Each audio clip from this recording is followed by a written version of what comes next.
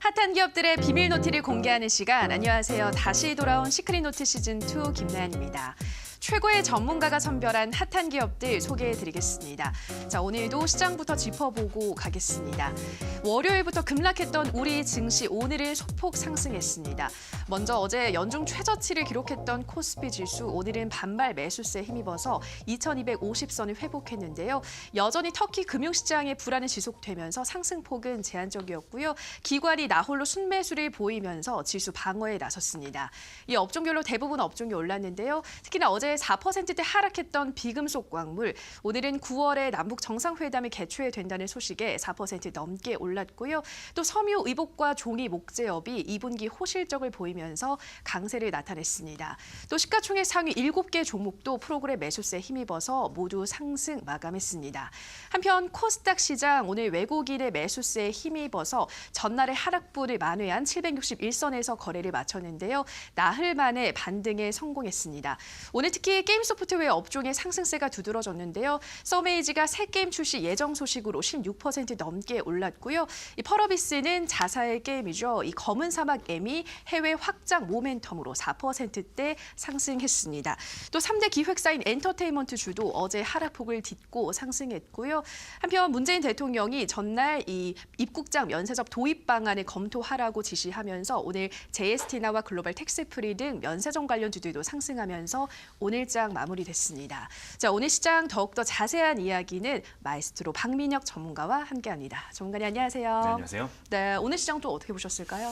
예, 사실 뭐 다른 것들 떠나서 지금 우리나라 시장, 특히 양시장 중에 코스닥 시장 같은 경우는 이 글로벌 증시의 흐름과 뭐 전혀 딴판의 흐름이 계속 이어지고 있죠. 특히 8월 들어오면서 우리나라 국내 증시에서는 이 외국인과 기관의 동반 매도가 계속 진행이 되고 있습니다. 8월 들어서 이 외국인이 특히 코스닥 시장에서 매수를 했던 날이 딱 이틀밖에 없었고 매수 규모조차도 굉장히 적었었는데 약 3주 만에 그러니까 7월 말에 이제 외국인의 매수세가 있던 이후에 오늘 정말 오랜만에 코스닥 시장에서 외국인이 한 800억 원가량 순매수가 들어오는 모습을 보였습니다. 지수 상승 0.8%밖에 코스닥 지수 올라가지 못했지만은 물론 어제 3.7%나 빠졌기 때문에 겨우 이 정도 올라간 거 가지고는 사실 뭐 간에 기별도 안 갑니다. 하지만 이 내일 휴장, 그러니까 광복절 휴장을 지나고 나면서 점차 수급이 재차 개선될 수 있겠다라는 그런 기대감들 좀 주는 하루가 아니었나 그렇게 좀 생각이 되고요. 지금 뭐 터키 관련 악재가 터지면서 8월 2주 동안에 계속 횡보만 하던 장이 방향을 일시적으로 하락으로 좀 잡아간 모습이었습니다만 오늘 양시장 거래소와 코스닥 모두 다 소폭이나마 반등에 나서면서 일단 터키 악재라고 하는 부분이 당장 발등에 떨어진 급한 불을 좀 꺼졌다 이렇게 좀 볼 수 있겠는데 지금 터키뿐만이 아니라 뭐 다른 아르헨티나나 다른 신흥국들까지도 이 자국 화폐 가치가 지금 급락을 하고 있습니다. 그런 것들 때문에 이 글로벌 증시 예를 들면 뭐 터키라든가 아르헨티나 쪽에 대거 투자에 들어간 다른 뭐 유럽이라든가 미국 등 선진국 이런 자본들이 좀 가파르게 그런 것들을 빼내면서 더욱더 혼란이 가중될 수 있다는 그런 우려감들이 굉장히 높아지고 있는데 우리도 거기 끼는 거 아니냐 뭐 이런 얘기도 슬렁슬렁 나오고는 있는데 기본적인 펀더멘탈 자체는 우리나라 뭐 여전히 탄탄하기 때문에 그리고 8월 들어와서도 다른 뭐 일부 국가들에 비해서도 뭐 주변 국가 당장 일본이나 뭐 중국이나 미국 증시에 비해서도 굉장히 부진한 모습을 계속 보여왔기 때문에 휴장 이후에 주 후반에 다시 한번 이 날개짓을 하면서 좀 반등 시도를 재차할 것으로 그렇게 생각이 되니까 이미 주가가 많이 빠져 있고 지수가 바닥입니다. 이미 빠져 있는 상태에서 추가 하락을 걱정하기보다는 다시 원래 자리를 찾아서 올라가는 형태 속에서 어떤 종목, 어떤 업종이 선두권에서 치고 나갈지 그런 것들을 유심히 지켜봐야겠다 이렇게 말씀을 드리고 싶습니다. 네, 오늘 뭐 소폭이지만 반등에 성공하면서 급한 불은 껐다라고 말씀하셨습니다. 다시 또 상승으로 자리를 잡으면서 어떤 업종이 먼저 또 선두 자리를 지킬지 지켜보시라 말씀드렸고요. 자, 그렇다면 오늘 시장 어떠한 종목들이 급등을 했을지 검색기에 포착된 종목들 살펴보도록 하겠습니다. 자, 첫 번째 종목으로 코리아 FT 확인하겠습니다. 이 종목 오늘 장중 상한가에 진입하기도 했는데요. 상승폭을 대부분 반납하면서 거래 마감했습니다. 중간에 이 종목 어떤 이유로 급등했나요? 예, 일단 뭐 이 종목이 지난달 초부터 한 번씩 이렇게 바닥권에서 급등이 나오기 시작을 하고 있습니다. 이 회사가 하고 있는 사업 중에서 지금 뭐 가장 주목을 받고 있는 거라면 역시 뭐 전기차, 특히 하이브리드 자동차에 들어가는 부품을 주로 이제 통해서 매출을 내고 있는 그런 기업인데. 이 과거 이거 참고로 이 종목 같은 경우는 지난주 월요일에도 제가 이 방송에 나왔을 때 지난주 월요일 그러니까 8월 6일 월요일이었습니다. 이때도 이 급등주 검색식에 걸리면서 당시 방송에서 소개를 간단하게 시켜드렸던 검색식에 포착이 됐다고 제가 한 차례 말씀을 드렸던 종목이거든요. 이후로 지금 조정이 나오다가 오늘 다시 한번 약 일주일 만에 다시 급등이 나왔습니다. 장중에 상한가까지도 가는 모습이 좀 나와줬었는데 안타깝게도 이 장중 상승폭을 반납을 하면서 결국 최종적으로는 한 절반 정도 상승폭을 반납하면서 15% 상승으로 마무리가 됐어요. 근데 두 달 동안 보면 자 계속해서 지금 시장 제가 말씀을 드려왔지만 6월 이후에 특히나 시장이 많이 밀려 내려오면서 좀 과도하게 낙폭을 심하게 보였던 과대 낙폭 종목을 중심으로 해서 이 바닥권에서 급등을 계속해서 시도하는 종목들이 발생이 되고 있습니다. 이 종목도 7월에 한 차례 그리고 이달 초에도 다시 한 번 두 번째 오늘까지 세 번째로 떨어진다 싶으면 다시 이렇게 반등도 그냥 보통 반등이 아니죠. 굉장히 강력한 상승세를 한 번씩 보여주고 있는데 거래량도 보시면 7월 이후로 즉 하반기 들어오면서부터 이렇게 거래량도 중간중간에 제법 세게 터지는 모습들. 마냥 하락만 하던 이 상반기 흐름에서는 찾아볼 수 없었던 그런 높은 거래량들이 나오면서 좀 중간중간에 한 번씩 떨어진다 싶으면 올라가는 흐름이 계속 나오고 있습니다. 제가 이번 주에도 말씀을 드렸지만 우리가 주식 매매를 할 때 단순하게 주가가 올라갔다 빠지는 그런 이 차트만을 볼 것이 아니라 거래량을 함께 체크해야 된다라고 말씀을 드렸습니다.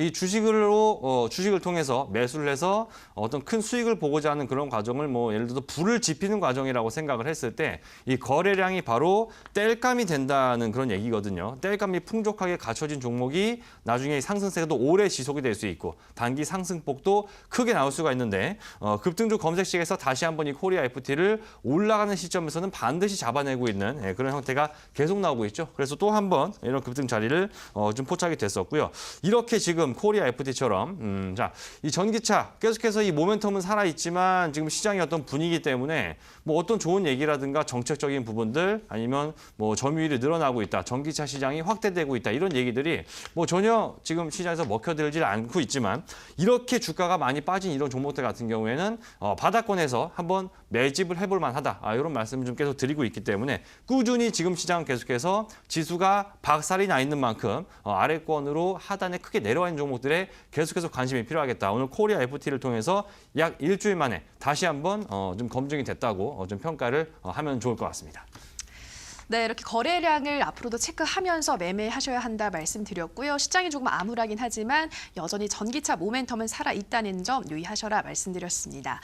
자, 다음 종목으로는 SG충방 확인하도록 하겠습니다. 이 종목도 오늘 장 초반 10% 넘게 급등했는데요. 상승폭 반납을 하면서 마감이 됐습니다. 전문가님, 이 종목은 어떻게 보셨나요? 예, 사실 이게 종목이 오늘 뭐 급등주 포착에 걸리긴 했지만 사실 이 종목 여기는 이제 수치상으로 어떤 그날의 어떤 거래량이나 아니면 최근 얼마간의 이제 주가 흐름 뭐 이런 것들을 통해서 약간 기계적으로 좀 포착이 되는 거기 때문에 종목의 내용을 사실 판단하면 이 종목은 비록 단기 매매를 통해서 10% 정도의 수익률을 거둘 수 있는 종목이었지만 그렇게 사실 좀 접근하기에 지금 용이한 종목은 아니죠. 왜냐하면 아시는 분들은 아시겠지만 이 SG 충방이라는 종목은 그 뭐 정치인 뭐 얘기해도 상관없네. 예. 안희정 전 충남지사하고 지금 관련이 돼 있는 종목이었습니다.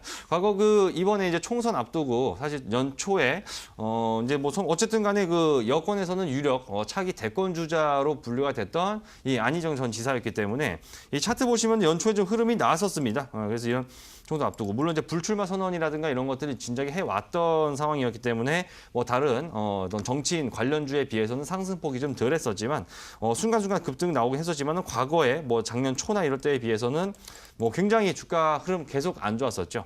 근데 오늘 이 종목 올라간 게 뭐 아실 겁니다. 뉴스 보시면 다 알겠지만은 그 내용에 대해서 뭐 왈가왈부 말이 굉장히 많습니다. 이 안희정 전 충남지사의 이 성폭력 관련해서 이 판결 나온 것이 이 무죄 판결 나왔다는 소식 때문에 오늘 순간적인 급등이 나왔던 거겠죠. 그러니까 따지고 보면 이런 겁니다. 무죄 판결을 받았기 때문에 혐의가 없음으로 만약에 결론이 난다면 다시 한번 이 정치 인생, 끝난 것으로 생각했던 이 정치 인생이 좀 다시 시작할 수 있지 않겠냐라는 어떤 막연한 기대감 때문에 매수를 했던 사람들이 좀 일부 있었던 거예요. 근데 이렇게 좀 주가가 심하게 빠진 종목은 어떤 게 있냐면요. 이 과거부터 정말 매수를, 뭐 언제든지 매수세가 안 들어왔겠습니까? 계속해서 속된 말로 물려있는 저기 고점부터 정말 가진 상태에서 하락을 계속해서 틈만 나면 언제든지 빠져나오려고 마음을 먹고 있는 투자자들도 굉장히 많을 거라는 거죠. 또 그런 사람들에게 있어서 어떻게 보면 오늘은 바닥권에서 조금이라도 손실을 낮춘 상태에서 좀 팔아버리는 이런 이 매물 압박 요인으로서 오히려 작용을 하면서 상승폭을 지켜주지 못하고 오히려 좀 도로 내려와 버리는 이런 형태로 지금 마무리가 됐습니다. 사실 뭐 이 회사는 뭐 섬유회사입니다.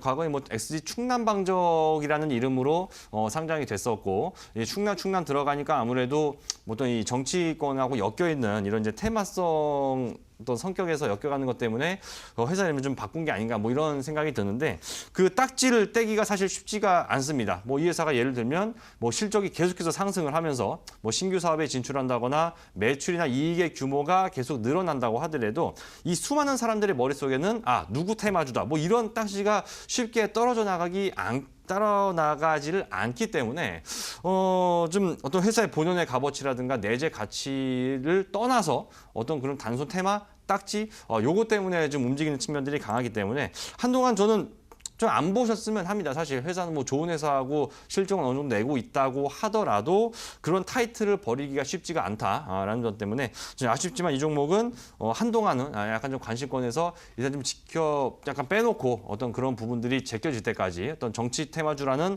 어떤 타이틀을 약간 좀 벗어날 때까지는 시간이 좀 필요하겠다는 말씀까지도 참고 삼아 말씀을 드리도록 하겠습니다. 네, SG중마 아쉽지만 이 정치 테마주라는 색을 잃기까지는 조금은 관심을 거둬두시는 게 좋겠다 말씀드렸고요. 자, 마지막 종목으로는 한세실업 살펴보도록 하겠습니다. 이 종목은 전분기 대비 2분기 실적 호조를 보이면서 급등세를 나타냈는데요. 15% 넘는 상승세로 거래 마감했습니다. 전문가님 이 종목 어떻게 보셨나요? 예, 이 종목 같은 경우는 상승폭을 그렇게 크게 반납을 하지 않고 좀 마무리를 할 수가 있었는데 일단 이 종목이 일단 뭐 급등주 검색기에 걸렸기 때문에 1차적으로 좀 말씀을 드리는 거지만 사실 저는 이 한세실업이라는 종목을 통해서 요즘 시장에서 우리 개인 투자자분들이 어떻게 매매를 해야 되는지를 약간 좀 참고 삼아 좀 약간 대표성이랄까요? 말씀을 드리고자 하는 건데 이 보시게 되면 한세실업 주가 정말 안 좋았습니다. 정말 올해 이 연 고점이 대략 한 요 정도 됩니다. 올 들어와서 가장 많이 주가가 올라갔을 때가 대략 한 28,000원 정도 주가가 좀 머물렀었는데 이게 뭐 계속 빠집니다. 계속 주가가 정말 하염없이 계속 내려오면서 7월 최저점까지 주가가 약 반토막 마이너스 50% 정도 굉장히 많이 주가가 하락을 했죠. 그리고 나서 쭉 펼쳐지고 있는데 어쨌든 간에 이 종목이 바닥을 다지고 더 이상 급락을 하지 않고 바닥을 다져가고 있는 구간이었지만 당장 급등이 나오지 않기 때문에 지루합니다. 오랫동안 이런 종목을 특히 갖고 계셨던 분들 입장에서는 정말 보기만 해도 지긋지긋하고 정말 던져버리고 싶고 뭐 이런 단계. 게다가 7월부터 보게 되면은 이 미약하게나마 계속해서 반등은 나왔습니다. 14,000원 언저리에서 17,000원대까지 약 20% 정도 되는 이 상승 흐름은 잠깐 진행이 됐었는데 이 8월로 들어오면서 또 빠지니까 이게 뭐 터키다 뭐다 또 이런 것 때문에 어제 또 다시 한번 좀 흐름 안 좋고 8월 달이 횡보하는 어떤 국내 증시 속에서 다시 한번 이런 그나마 올랐던 것까지 뱉어내니까 막 짜증나고 지겨워서 던져버리신 분들 아마 굉장히 많았을 겁니다. 근데요, 중요한 게 뭐냐면 자 보세요. 이 종목 지금 보시면 하락한 부분만 다시 한번 체크를 해볼게요. 7월 말에부터 다시 내려오기 시작을 하는데 이렇게 약 3주간에 걸쳐서 지금 네모박스 쳐진 이 3주간에 걸친 하락폭을 오늘 순간적인 급등으로 다 메꿔버렸다는 거. 다시 3주 동안 떨어진 하락폭을 단 하루 만에 메꿔버릴 수 있는 이런 상승 흐름이 나왔다는 거죠. 사실 어제까지만 보더라도 이 종목 저 보세요. 요거 캔들 하나만 빼고 볼까요? 이게 단기 급등을 할 수 있을 거라고 예측한 사람은 사실 아무도 없었을 겁니다. 계속 다시 꺾여서 내려가고 전저점 또 깨고 내려가는 거 아니냐. 빠지고 있을 때는 앞으로 더 빠질 거란 생각만 계속 들기 때문에 이렇게 성급한 일반화의 오류라고 우리가 보통 얘기를 하죠. 지금 다시 빠지니까 앞으로도 또 빠지겠지. 지금 시장이 계속해서 이런 개인 투자자들의 멘탈이 흔들릴 수밖에 없는 구조로 가고 있다 보니까 쉽게 이 종목이 너무 많이 빠져서 당연히 올라갈 수밖에 없다라고 알고 있음에도 불구하고 가지고 있기가 굉장히 힘들다는 겁니다. 그런데 바로 이렇게 오늘 하루 만에 급등이 나버리는 이런 모습들입니다. 지금 2달 넘게 거의 3달 가까이 진행되고 있는 이런 하락장 속에서 어떤 종목의 개별, 그 사이에 예를 들면 주가가 30% 빠진 종목, 50% 빠진 종목 정말 많이 있습니다. 그런데 그런 종목들이 다 그렇게 급락할 만한 이유가 있었던 거냐고 물어본다면 그건 결코 아니란 얘기죠. 단순하게 시장 분위기가 안 좋기 때문에 우리가 흔히 말하는 이런 체계적 위협, 전체 시장이 하락하는 원인 때문에 그냥 이유 없이 개별 종목의 이유는 없이 빠져버리는 이런 종목들이 많기 때문에 이런 상황에서는 약간 기다려야 된다는 거죠. 오늘 뭐 실적 발표 나오면서 사실 안 좋은 얘기들 나온 것들 굉장히 많이 있는데 뭐 개별 악재가 터지면서 특히 실적이 뭐 박살이 났다, 2분기가 뭐 어닝 쇼크였다 이런 것들은 일단 개별 종목 원인이기 때문에 도망치는 게 맞겠지만 뭐 실적도 멀쩡하게 나왔고 잘 지키고 있는데 주가만 빠진 그런 종목들 같은 경우에는요 이제 올라갑니다. 오늘 반기 보고서 제출 마지막 기한일이었습니다. 그래서 오늘을 기점으로 해서 이제 우리나라 발표가 된 종목들은 그러니까 내야 될 날짜를 지킨 종목들은 전부 다 실적 보고서가 나왔습니다. 반기 보고서가 요걸 중심으로 해서 앞으로 실적 위주의 종목으로 재편되는 흐름 속에서 밑바닥까지 떨어진 증시 그리고 종목들 이제 반등이 본격적으로 나오게 될 거고요. 작년에도 똑같은 형태가 전개가 됐습니다. 8월 14일까지의 흐름과 전혀 다른 형태로 그 다음 날이었던 8월 16일부터 급등한 종목들이 굉장히 많이 나왔기 때문에 요건 제가 잠시 후 뭐 강의 시간과 그리고 온라인 공개 방송을 통해서 상세하게 설명을 드릴 겁니다. 반기 보고서 제출 마감일을 기점으로 해서 시장의 흐름이 어떻게 변하는지를 제가 본격적으로 말씀을 드릴 거고 다시 말씀드리면 상반기 즉 2분기 실적 발표에 따른 이 어닝 시즌 실적에 따른 종목의 급등 이제부터 시작을 할 거기 때문에 제가 잠시 후부터 말씀드린 내용 토대로 해서 좋은 종목들 지금 잡아야 되는 것들 제가 상세하게 잠시 뒤에 설명을 드리도록 하겠습니다. 네, 한세실업까지 오늘도 검색에 포착된 새 종목 자세하게 들여다봤고요. 더 많은 실적 위주의 종목은 이어지는 온라인 방송에서 확인하실 수 있는데요. 참여 방법 안내해드리겠습니다. 인터넷뿐 아니라 모바일로도 참여가 가능합니다. 포털 검색창에 투자25시 검색하시고요. 화면 상단 부분에 보이는 이데일리 TV 투자25시 클릭하고 들어오셔서 시크릿 노트 배너 확인하시고요. 조금 더 내려보시면 오늘 출연한 마에스트로 박민혁 전문가 얼굴 확인하시고 오른쪽 방송 보기 버튼 눌러서 입장하시면 됩니다. 네, 그리고 저희가 방송에서 전해드리는 내용은 투자 판단에 대한 조언일 뿐이라는 점 유의해 주시고요. 자, 이제 본격적으로 강의에 들어가 보도록 하겠습니다. 전문가님, 오늘은 어떤 주제인가요? 예, 사실 뭐 터키다 뭐다 말이 정말 너무 많습니다. 그렇죠. 뭐가 또 튀어나올지 모를 만큼 계속해서 악재가 좀 튀어나오고 있는 그런 장인데 지금 이러한 상황 속에서 즉 많이 빠져 있는 국내 증시 속에서 8월 14일이라고 하는 날짜 굉장히 큰 의미를 가지는 날짜입니다. 바로 반기 보고서 그러니까 반년 동안 이 기업들이 얼마나 좀 장사를 잘했냐 뭐 이런 것들을 갖다가 평가를 받는 그런 제출해야 되는 마지막 날이라는 거죠. 작년에도 우리나라 지수 2017년에도 보게 되면 똑같은 형태로 8월 14일까지 지지부진하다가 8월 14일 이후부터 갑자기 방향을 위쪽으로 꺾어서 올라가기 시작한 이런 종목들이 굉장히 많이 나왔었는데 뭐 단기간 한두 달 만에 대형주도 막 30% 이상 올라가고 이런 종목들 튀어나왔는데 그런 것들 2분기 실적의 효과는 이제부터 시작이다라는 내용을 통해서 이제 지금 시장의 현재 상황과 앞으로 어떤 업종에서 어떤 종목이 올라가게 되는지 과연 반기 보고서 제출일이라고 하는 게 어떤 막대한 영향을 시장에 끼치는지를 잠시 후 강의를 통해서 상세하게 안내드리도록 하겠습니다. 네, 오늘은 반기 보고서 제출 마감일인 오늘을 기점으로 앞으로 주식시장 어떤 영향을 미치게 될지 지금 바로 마에스트로 박민혁 전문가의 강의로 함께 하시죠.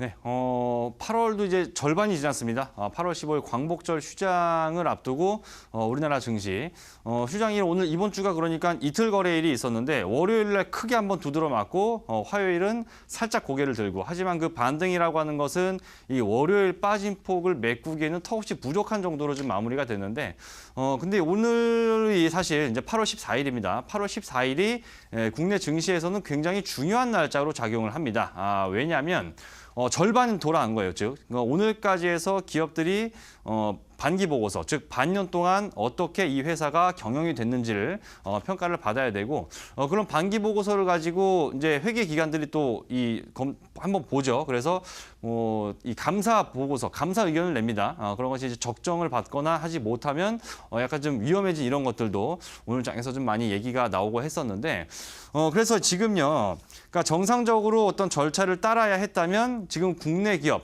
우리나라 주식시장에 상장되어 있는 모든 기업들은 오늘까지는 반년치 실적 발표를 해야 되는 날입니다. 그러면 이 절반이라는 거는 분명한 의미가 있어요. 자, 한 분기, 즉 1분기 실적 발표까지만 했을 때는 올 한 해의 전망이라든가 내년을 바라보는 것이 약간 좀 뜬구름 잡는 격이 될 수는 있는데 이 절반, 즉 반년치를 보게 되면 약간 답이 나옵니다. 이때부터는 뭔가 올 한 해의 어떤 실적 전망 그리고 내년의 예측까지도 좀 더 구체적으로 들어갈 수가 있기 때문에 여기서부터 분명히 옥석이 가려진다는 겁니다.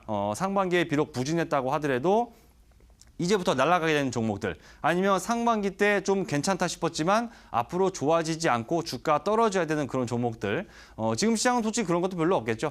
많이 밀려 있지만 여기서 더 올라가지 못하고 바닥에서 계속 더 머물러 있어야 되는 그런 종목들까지 분류가 되고 할 텐데 그런 것들을 오늘 좀 얘기를 드려야 되고 그 앞전에 먼저 좀 가장 중요한 이슈였죠.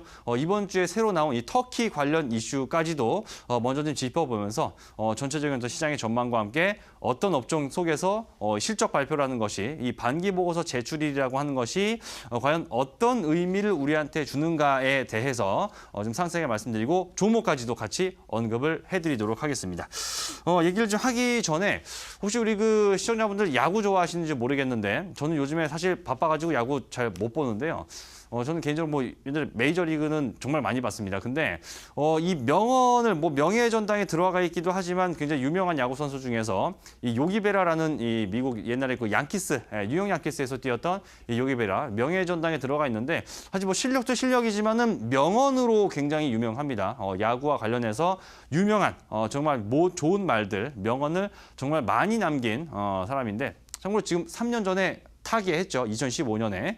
이분이 한 말 중에 이런 말이 있습니다. 여기 지금 영어로 써 있는데 이게 해석을 굳이 하자면 야구는 베이스볼이지 야구는 90%가 멘탈이고 나머지 중에 절반이 피지컬이다. 즉 그러니까 야구 선수를 보면 이러겠죠.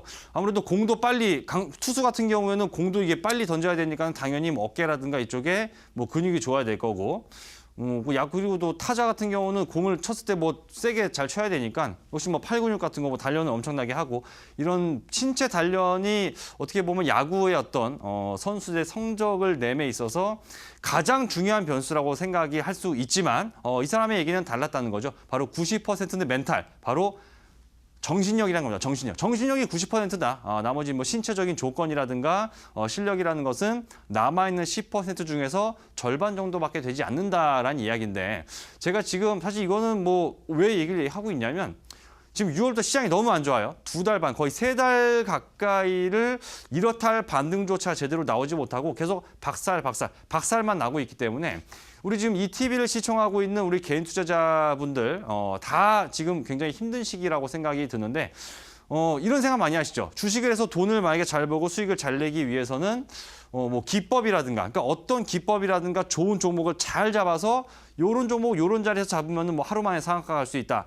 이런 거에 굉장히 혹하시겠지만 정작 주식을 해서 수익을 내는 과정에서 그런 기법이라든가 어떤 종목을 찾느냐라는 거나 이런 것들은 의외로 크지 않다는 거예요.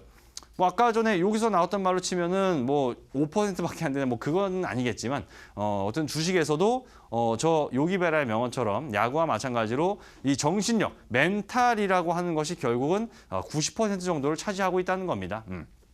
뭐 지금 빠진 종목들이 뭐 지금 얘기 드린 것처럼 정말 하나하나 모든 종목들. 어제 같은 경우에 시장에서 빠진 종목이 1,900개가 넘었습니다. 그러면 1,900개의 이유가 필요한 게 아니라는 거죠. 단순하게 시장이 밀리면서 좋은 종목들도 빛을 잃을 수밖에 없는 그런 장인데 이럴 때 정신력이 중요합니다. 잘 버텨서 올라오는 단계까지 절대로 그런 정신 놓치지 않고 꿋꿋하게 대응을 해야 된다는 거 좀 강조를 드리기 위해서 이런 말씀을 드렸는데 자, 제가 지금 이 얘기를 꺼낸 것은 지금 우리의 멘탈과 정신력을 흔드는 이런 악재가 이번 주에 또 튀어나왔습니다. 이번 주. 정확히는 지난주 금요일 날 저녁 때 나온 얘기죠. 바로 이 나라입니다. 이 나라예요. 이거 터키 얘기가 갑자기 튀어나왔습니다. 터키. 이거 예전에 우리 이제 되게 오래됐죠. 16년 전이네 벌써. 2002년 월드컵 할 때 무슨 뭐 이렇게 3, 4위전 할 때 뭐 이런 것도 나오고요. 뭐 형제의 나라다 뭐다 뭐 이런 거 굉장히 많이 회자가 됐는데 지금은 형제의 나라고 나발이고 간에 얘네 때문에 죽을 것 같다. 뭐 이런 얘기 많이들 하십니다. 가뜩이나 마이너스 깊어져서 이제쯤 바닥에서 찍고 올라오나 하던 찰나에 이 터키 관련 악재가 이렇게 터져버렸다는 건데 뭐 지금 이 뉴스 틀었다 하면 전부 다 그냥 주식 관련 얘기에서는 터키 그냥 터키 얘기밖에 안 나오고 있습니다. 뭐 굉장히 뭐 G20 뭐 이런 거의 뭐 그런 수준의 이 안 좋은 얘기들을 굉장히 많이 하고 있는데 그래서 이 8월 셋째 주 들어오면서 즉 이 8월 둘째 주까지는 우리나라 증시를 지금 횡보 국면으로 끌어갔던 분위기가 이 터키 리라화 급락이라고 하는 악재가 터지면서 지금 다시 아래로 꼬꾸라졌다가 오늘 장에서도 제대로 못 올라오고 있는 이런 상황인데 일단 우리가 시장 전망, 뭐 실적 이런 얘기를 하기 앞서서 지금 당장 튀어나와 있는 이런 터키와 관련된 부분을 일단 잠시 짚고 넘어가야 되겠다는 차원에서 먼저 좀 말씀을 드리도록 하겠습니다. 자, 이 문제의 발단을 보게 되면 이 사람입니다. 이 사람. 예, 이 사람이에요. 사실 우리는 예전부터 사실 2000년 되기 전부터 터키에서 활동을 하던 사람인데 바로 이 미국의 앤드류 브런슨이라고 하는 목사인데 이분이 지금 터키에 간 지가 벌써 한 20년 정도 굉장히 오래됐어요. 뭐 지금 들어갔다가 갑자기 뭐 붙잡혀가지고 한 게 아니고 사람이 지금 터키에서 이 쿠데타 세력을 도왔다라는 쿠데타 세력을 도와서 뭔가 좀 작당을 했다라는 것 때문에 이 터키에서 이 사람을 갖다가 잡아 넣었습니다. 예, 구금을 시켜버렸어요. 미국인 목사가 구금이 됐습니다. 그러다 보니까 일단 미국 측에서는 요구를 했죠. 아니 이 사람이 뭔 쿠데타냐, 뭔 쿠데타 같은 소리냐. 잔말 말고 빨리 풀어줘. 이러면서 터키한테 이 앤드류 브런슨 목사의 석방을 요구를 한 거죠. 터키에다가 요구를 했는데 터키가 그러면 순순하게 그렇군요. 풀어드릴게요라고 순순하게 한 것이 아니라 터키도 하나 요구를 하게 됩니다. 하나 요구를 하게 되는데 그 인물이 바로 뭐냐면 다음 화면에 나온 새로운 또 인물입니다. 바로 이 이름이 좀 참 어려워요. 이 페툴라우 길렌이라고 하는 이 성직자입니다. 성직자. 이슬람 성직자인데 이 사람 지금 미국에 있습니다. 미국의 요양원에 있는 것으로 이렇게 좀 알려져 있는데 지금 이 사람을 그러면 터키는 반대로 요구합니다. 그러면 아까 말한 이 앤드류 브런슨 석방시킬 때니까 그러면 저 페툴라우 길렌 터키로 보내라. 터키로 송환시켜라라고 요구를 하고 있는 거죠. 참고로 아까 제가 쿠데타 얘기를 잠깐 했습니다. 이 앤드류 브런슨 목사가 이 쿠데타 세력에 가담을 해서 뭔가 협조를 했다는 것 때문에 구금시켰다라고 말씀을 드렸는데 조금 전에 보한 이 페툴라우 길렌 같은 경우는 이 쿠데타를 조직하고 있는, 즉 쿠데타를 앞장서서 쿠데타를 일으키려고 하는 이 주요 인물로서 이 터키가 지목을 한 에도란 대통령이 지목을 한 사람이 바로 이 페툴라우 길렌입니다. 그렇다 보니까 지금 여기서 이제 기싸움이 나는 겁니다. 기싸움이. 참고로 지금 얘기 나오고 있는 이 페툴라우 길렌이라는 사람은 예전에 지금 에도란 대통령과 함께 지금이었던 이 정치권 그 당을 창당하는 어떤 창당 멤버로서 주축 인물이었는데, 그러니까 지금 대통령하고 친합니다. 원래 친했었는데 어느 순간부터 이게 틀어져 버린 거죠. 이게 정치적인 얘기가 또 굉장히 좀 복잡하게 펼쳐지는데, 하여튼 과거에는 어떤 정치적인 동지에서 아예 정적이 돼버린 이 사람을 터키로 송환해라. 그러면 앤드류 브런슨을 풀어주겠다. 이렇게 상호 교환을 요구한 겁니다. 참고로 터키에서는 이 사람 그 형을 갖다가 1900년형을 때렸습니다. 1900년형. 1300년이었나? 제가 지금 갑자기 헷갈려서 한 1000년 이상, 구형량이 1000년 이상이에요. 지금 쿠데타를 일으켜 우리나라로 치면 내란 음모 같은 걸로 이제 적용이 되는 건데 쿠데타의 명목으로 해서 종신형 2번과 1000년 이상의 구형을 이미 해놓은 상태이기 때문에 터키로 보낸다는 것 자체는 이미 이 사람은 뭐 죽는다는 얘기죠. 그러니까 미국에서도 소환은 안 합니다. 그러니까 터키도 그럼 안 한다 이렇게 됐는데 이 상황을 놓고 이제 누가 움직이냐? 바로 우리가 그토록 요즘에 싫어하는 인물 중에 하나인 바로 이 도널드 트럼프 대통령이 나서게 됩니다. 그래서 결국 이렇게 이 앤드루 브론스 목사를 풀어주지 않음으로 인해서 그러면 트럼프가 지금 하고 있는 거 뭡니까?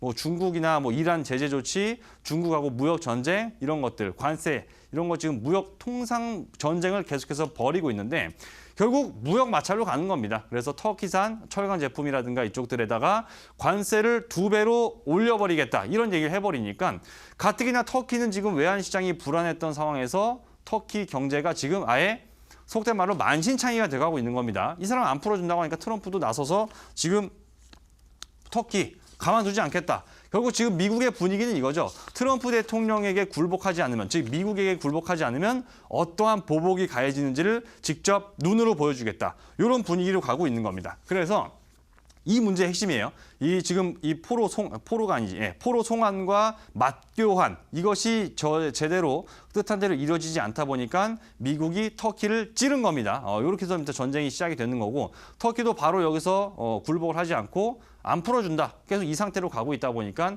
지금 고집 부리고 이런 고집쟁이 2명이 만난 거예요. 그러니까 그래서 이 지금 사단이 나고 있는 겁니다.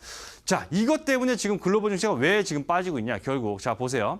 일단 아까 제가 지금 잠깐 말씀드린 것은 터키 화폐 가치가 급락하고 있다고 말씀을 드렸는데 그건 잠시 뒤에 차트로 보실 거고요. 일단 좀 정리를 해보면 지금 이렇게 터키 화폐 가치가 급락을 하고 있는데 즉 터키를 비롯해서 신흥 국가들, 이 경제 구조가 취약한 신흥 국가 같은 경우에는 이 미국이 조금만 건드리면은 환율이 그러니까 환 가치가 막 떨어집니다. 지금 터키뿐만이 아니라 뭐 아르헨티나도 지금 뭐 다 이 화폐 가치 좀 땅바닥에 떨어져 있고 난리도 아니에요. 그래서 이런 지금 터키가 당장의 화폐 가치가 폭락하는 그런 불똥이 다른 신흥 국가라든가 선진국으로도 미칠 수가 있다. 아까도 제가 말씀을 드렸지만 이 나라에 투자해 놓은 어떤 선진 금융 자본들, 뭐 예를 들면 뭐 시티그룹이라든가 골드만삭스 같은 예를 들면 이런 나라 어떤 선진국 금융기관에서도 분명 신흥 국가에다가 투자를 해놨을 텐데 만약에 이쪽이 계속 화폐 가치가 떨어져서 뭐 채무 불이행, 우리 못 갚아, 배째 뭐 이런 걸 선언한다거나 했을 때 돈 못 돌려받잖아요. 그럼 또 은행권 부실이 생기게 되고 즉 신흥국의 경기 불안이 선진국으로까지 옮겨갈 수 있다는 그런 우려감들이 좀 과도하게 반영이 되고 있는 장이다. 이렇게 좀 평가를 하면 될 것 같습니다. 사실 신흥국의 이 외환 얘기는요. 사실 뭐 지금 이 터키 때문에 처음 나온 얘기는 아닙니다. 지금 뭐 베네수엘라나 특히 중남미 국가들은 지금 뭐 화폐 가치 급락을 하고 물가 상승률은 정말 천정부지로 물가는 올라가고 있고 굉장히 안 좋은 상황이기 때문에 이번 터키 사건이 요거를 다시 한번 자극을 시켰다. 이렇게 좀 보시면 될 것 같은데 그래서 찾아봤습니다. 그리고 이제 터키 리라화 가치가 어떻게 됐길래 봤더니 자, 달러당 리라화의 교환 비율입니다. 달러당 리라화의 교환 비율이기 때문에 이게 올라가고 있다는 얘기는 리라화의 값어치, 즉 터키 화폐의 값어치가 올라가고 있는 게 아니라 반대로 떨어지고 있다는 얘기죠. 이렇게 생각하면 됩니다. 지금 만약에 우리가 원달러 환율이 1달러에 1,000원에서 원달러 환율이 1달러에 1,000원에서 2,000원으로 올라갔다고 생각을 해보세요. 그러면 우리는 1달러를 얻기 위해서 예전에는 1,000원만 은행에 주면 1,000원을 은행에 주면 1달러를 받을 수 있었지만 이제 2,000원을 줘야 1달러를 받을 수가 있는 거예요. 세계 경기에서 달러는 공통된 통화입니다. 우리가 기축통화라고 얘기를 해요. 그러면 똑같은 달러를 쓰기 위해서는 우리 돈이 2배, 뭐 3배 이렇게 들어가는 거니까 지금 터키 같은 경우는 3배 이상 들어가고 있습니다. 3배 이상. 3배 이상의 돈을 들이부어야 예전 값어치의 어떤 물건을 살 수가 있기 때문에 돈이 그냥 소진되는 겁니다. 외환 보유고는 바닥이 나고. 그래서 여기서 외환 보유고라는 것이 핵심이 됩니다. 그래서 지금 리라 가치가 올해 여기 70% 급락이라고 돼 있었는데 지금 이거 제가 자료를 만들고 지난 사이에 더 빠졌습니다. 80%가량이 빠져 있는 상태로 지금 터키 뭐 난리가 났습니다. 그래서 이런 상태인데 그럼 여기서 이게 궁금하죠. 그러면 자 다음 한번 넘어가서 우리도 사실 터키도 신흥국가라고 얘기를 하고 뭐 아르헨티나도 신흥국가라고 얘기를 하고 브라질 뭐 이런 데 수두룩하겠는데 우리나라도 신흥국가 범죄 이머징 마켓에 포함이 되어 있는데 그러면 우리는 괜찮냐? 우리 문제는 이거죠. 우리도 만약에 터키나 이런 아르헨티나 같은 이런 다른 나라들처럼 이 외환 쪽에 만약에 문제가 생긴다면 이 과거 IMF 외환 위기 같은 것이 비슷하게라도 다시 한번 또 찾아올 수 있느냐. 이걸 우리가 지금 시장에서 걱정을 하고 있는 겁니다. 그래서 우리는 과연 예외가 될 수 있을까? 우리는 외환 위기라는 것에서 과연 자유로울 수 있는 나라인가? 이걸 제가 한번 찾아봤는데 그래서 제가 찾아본 것은 뭐냐면요. 우리나라가 보유하고 있는 외환 보유고를 한번 체크를 해봤습니다. 외환 보유고, 즉 우리나라가 외환 얼마나 보유하고 있나 체크를 해봤더니 일단 결론부터 말씀드리면 우리나라는 예외겠냐? 아까 제가 질문을 먼저 던졌습니다. 이 신흥국의 외환 위기가 우리나라는 예외가 될 수 있느냐? 정답은 예외입니다. 우리나라는 완벽하게 외환 위기와는 전혀 상관이 없는 나라라고 생각을 합니다. 0%라고 말을 할 수 없겠지만 거의 0%에 수렴할 만큼 외환 보유고와는 전혀 상관이 없어요. 달러가 소진된다거나 위안화가 없어가지고 이럴 일은 전혀 없다는 얘기입니다. 지금 보시게 되면 지금 우리나라 외환 보유고, 즉 우리나라가 가지고 있는 다른 나라들의 화폐들, 달러나 이런 것이 주축이 되겠죠. 그 외환 보유고가 지금 사상 최초, 그러니까 우리나라 건국 이래, 대한민국이라는 나라가 생겨난 이래 처음으로 지난달에 7월에 4천억 달러를 돌파했습니다. 4천억 달러. 참고로 우리 예전에요. 97년도에 IMF 있었습니다. IMF 외환위기 때 그때 우리나라 외환 보유고가 얼마냐면은 고작 40억 달러도 안 됐어요. 네. 당시 이제 정부가 김대중 대통령 전 대통령 정부로 이양이 될 때 우리나라가 가지고 있던 이 외환 보유고는 약 39억 7천만 달러 정도. 그러니까 40억 달러도 채 안 되는 돈만 우리는 갖고 있었던 나라였습니다. 불과 그것이 20년 전이에요. 20년 전만 하더라도 우리나라 외환 보유고는 당시 IMF 당시에 40억 달러밖에 가지고 있지 못했던 나라인데 지금은 어떻습니까? 지금은 전혀 상관없어요. 100배 올랐습니다. 100배. 우리나라가 가지고 있는 외환 보유고는 당시보다 100배가 뛰었습니다. 여기 지금 저 노란색 쳐놓은 IMF 때가 아니고요. 마지막으로 저 좀 약간 하락세를 보였던 당시가 언제냐면 리만 브러더스 사태입니다. 아시다시피 이 리만 브러더스 사태, 미국 금융위기 터졌을 때 우리나라 원달러 환율이 1,500원 위로 막 올라갔죠. 그때 환율이 급등을 하니까 당연히 달러가 소진이 될 수밖에 없겠죠. 그때 외환 보유고가 하락한 걸 마지막으로 해서 이 리먼 사태가 마무리된 이후부터 지금 약 10년 정도가는 우리나라 외환 보유고 계속 올라가서 저 당시에 2천억 달러를 살짝 밑으로 내려갔었는데 2천억 달러를 살짝 밑돌았지만 지금은 4천억 달러 이상. 리먼 사태에 비해서도 2배가 오른 겁니다. 그래서 외환 보유고는 지금 푸짐하게 지금 가지고 있기 때문에 전혀 우리가 터키나 다른 나라처럼 될 가능성은 거의 사실상 0%에 가깝다라고 이제 볼 수가 있는 거겠죠. 계속해서 정말 끝없이 외환 보유고는 증가를 하고 있다. 왜냐하면 우리나라는 정확하게 수출해서 벌어먹고 사는 나라입니다. 수출해서 버는 나라고요. 수출을 해서 이 나라의 어떤 부가, 그러니까 재화라는 것이 다른 나라를 통해서 유입이 되고 있는 구조이기 때문에 기본적으로 외환 보유고가 이렇게 떨어지려면 수출 기업들이 다 망해야 돼요. 그래야지만 우리나라 외환 보유고가 다시 떨어지면서 위기가 찾아올 텐데 지금으로서 그럴 가능성은 굉장히 희박하고요. 게다가 최근에는 원달러 환율이 올라갔습니다. 그렇기 때문에 더 좀 수출 기업한테 오히려 유리한 구조가 잡혀가고 있는 상황이죠. 그래서 전혀 걱정할 거 없고, 그래서 터키 사태는 일단 단기간에 일단락이 되기 어려울지는 모르겠지만 적어도 우리나라에 미치는 우리나라가 직접적으로 그런 외환 위기와 연루가 돼서 더 다른 나라보다 더 많이 빠지고 다른 나라 갈 때 우리는 못 올라가고 이럴 일은 없을 거란 얘기를 좀 종합적으로 드려봤습니다. 자, 이러한 상황에서 이렇게 시장이 터키 얘기까지 나오면서 다시 한번 밑바닥까지 내려와 있는 상태에서 자, 8월 14일을 맞이하게 됩니다. 8월 14일이 무슨 날이냐면요. 여기서 이제 뭘로 넘어가게 되냐면 제가 여기 보면 이게 금융감독원 전자공시 홈페이지에 나온 얘기입니다. 여기 나와 있으면 각 기업들은 정기 공시라는 것을 해야 됩니다. 즉 정기적으로 공시를 해야 된다는 건데 보시게 되면 사업 보고서라는 게 있고 반기 보고서가 있고 분기 보고서가 있습니다. 즉 분기마다 반기마다 매년마다 정기적으로 제출을 해야 되는 보고서가 있는데 자, 아까 제가 반년치의 사업 성과를 보고서로 제출해야 되는 마지막 날짜 제출 기한이 바로 8월 14일이라고 말씀을 드렸습니다. 여기 보시면 반기 마감 후 45일 안에 내야 되기 때문에 6월 30일 이후로 45일이면 정확히 8월 14일입니다. 그래서 모든 기업들은 늦어도 8월 14일까지는 이 반기 보고서를 제출해서 이 반년간의 어떤 기업의 실적 성과를 내야 되는데 자, 이 날짜가 어떤 의미를 주냐면요. 자, 작년으로 돌아갑니다. 2017년으로 돌아가서 작년도 흐름을 보게 되면 자, 8월 14일을 기점으로 해서 변화가 나타납니다.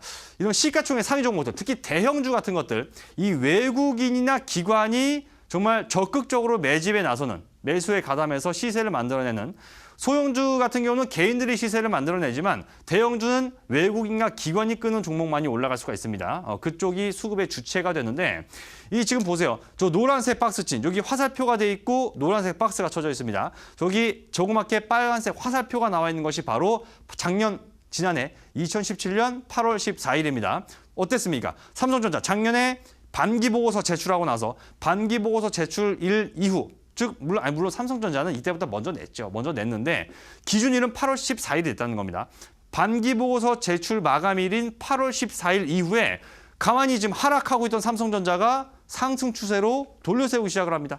네, 여기 보시면 빨간색 화살표 전까지는 올라가다가 조정받고 있었어요. 근데 조정받고 있던 삼성전자가 다시 반기보고서 제출 마감일 이후, 즉 8월 14일 이후에 다시 한번 올라가면서 삼성전자의 사상 최고가는 저때 기록을 하게 되고요. 저때 이후로 약 2달간에 걸쳐서 30% 가까운 28%간의 가량의 주가 상승을 기록하게 되죠. 시가총액 1위 기업이에요. 저 무거운 삼성전자가 8월 14일 이후에 주가가 30% 가까이 올라가면서 시총이 거의 뭐 한 8, 90조 정도 올라갔다는 얘기입니다. 저런 흐름이 바로 작년 8월 14일 이후에 나왔다는 것이고, 자, 바로 다음 한번 봅니다. 시가총액 1위 다음 2위죠. 시가총액 2위 SK 하이닉스 같은 경우에도 마찬가지입니다. 작년 8월 14일 역시 마찬가지로 반기보고서 제출 마감일 이후입니다. 저 제출 마감 이후에 하이닉스도 38%, 38%의 주가 상승을 보이게 됩니다. 2달이 조금 안 걸렸습니다. 삼성전자보다 조금 가벼웠기 때문에 삼성전자보다 조금 더 많이 올랐어요. 그래서 약 한 달 반에 걸쳐서 주가가 약 40% 정도의 역시 단기 상승을 보였다는 것이죠. 그 시작한 날짜 언제냐? 바로 8월 14일이었다는 겁니다. 자, 딱 한 종목만, 시간이 없으니까 딱 한 종목만 더 보겠습니다. 자, 시가총액 3위, 셀트리온입니다. 셀트리온 마찬가지로 그전까지의 어떤 흐름과, 자, 셀트리온의 작년 2017년 8월 14일 이전과 이후의 시세를 한번 비교를 해보세요. 저 노란색 박스가 이기 전까지, 즉 2분기 실적 발표 반기 보고서 제출 전까지는 그렇게 크게 올라가진 않았다는 거죠. 하지만 어땠습니까? 8월 14일 반기 보고서 제출일 8월 14일 이후에 주가가 갑자기 위로 급격하게 올라가면서 저대로 주가가 뭐 3배 이상 올라갔죠. 그 시작점이 바로 2017년 8월 14일, 즉 반기 보고서의 제출 날짜였다는 겁니다. 이걸 통해서 우리가 종합적으로 생각해 봤을 때, 자, 소형주 같은 경우는 좀 아니겠죠. 소형주는 외국인과 기관이 아니라 개인일 것 같기 때문에. 하지만 이 대형주 같은 경우에는요, 바로 이 반기 보고서 제출일 기점으로 해서 시세 변화가 나타납니다.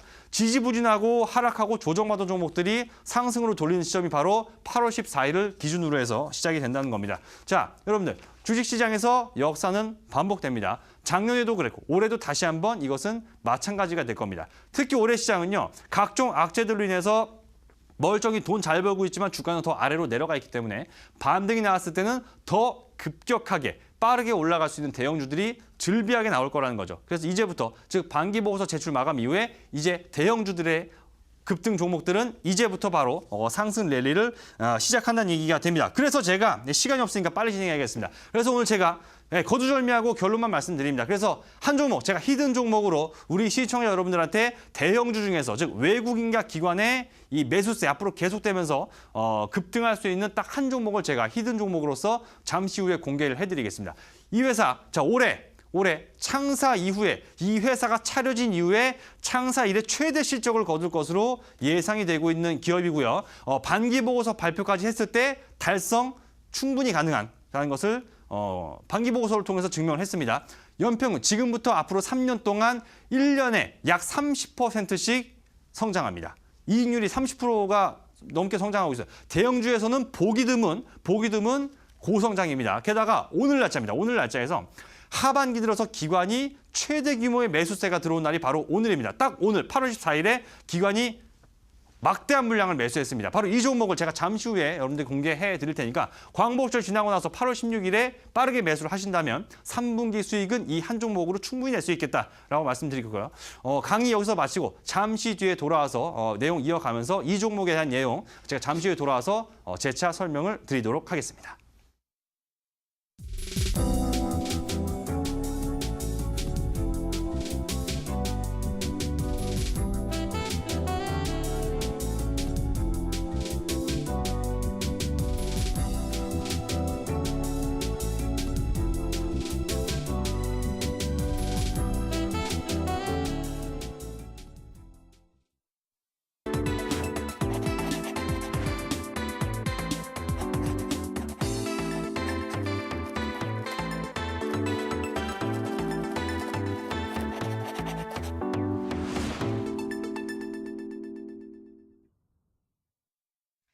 네, 오늘은 반기 보고서 마감 제출일인 오늘을 주목해야 하는 이유 강의를 통해서 함께 하셨는데요. 이어지는 온라인 방송에서는 종목이 공개가 됩니다. 전문가님 어떤 종목 공개하시나요? 네, 일단 뭐 창사 이래 최대 실적이라는 부분, 그리고 오늘 바로 8월 14일에 하반기도 기관이 최대 규모의 매집이 들어왔다는 부분들, 뭐 사실 좋은 내용뿐입니다. 좋은 내용뿐이고 더 중요한 건 뭐냐면 좋은 실적이 나왔기 때문에 앞으로 이 기관 리포트가 나옵니다. 실적 발표 이후에 기관의 이 분석 보고서가 나오게 될 텐데 앞으로 이렇게 되면 당연히 기관 입장에서는 목표가를 계속 올립니다. 그래서 각 증권사의 목표가 줄 상향이 나타날 수밖에 없는 종목이기 때문에 먼저 선제적으로 대응해서 이 종목 조금이라도 싸게 빨리 사고 싶으신 분들은 잠시 후 온라인 공개 방송을 통해서 종목 확인하시면 좋을 것 같습니다. 네, 기관의 줄 목표가, 줄 상향이 예정이 돼 있는 종목 어떠한 종목인지 이어지는 온라인 방송에서 확인해 보시기 바랍니다. 참여 방법 안내해 드리겠습니다. 인터넷뿐 아니라 모바일로도 참여가 가능합니다. 포털 검색창에 투자25시 검색하시고요. 화면 상단 부분에 보이는 이데일리 TV 투자25시 클릭하고 들어오셔서 시크릿노트 배너 확인하시고요. 조금 더 내려보시면 오늘 출연한 마이스트로 박민혁 전문가 얼굴 확인하시고 오른쪽 방송 보기 버튼 눌러서 입장하시면 됩니다. 네, 오늘도 저희 시크릿노트 시즌2 벌써 마칠 시간이 됐습니다. 이어서 이어지는 투자25시 2부에서는 우라노스 임호동 전문가 강의가 이어집니다. 계속해서 많은 시청 부탁드리고요. 저희가 방송에서 전해드리는 내용은 투자 판단에 대한 조언일 뿐 해당 종목의 상승과 하락을 보장하진 않는다라는 점 유의해 주시기 바랍니다. 저희는 목요일에도 더욱더 알찬 내용으로 시청자 여러분들 찾아뵙겠습니다. 오늘 방송 끝까지 함께해 주신 여러분 고맙습니다.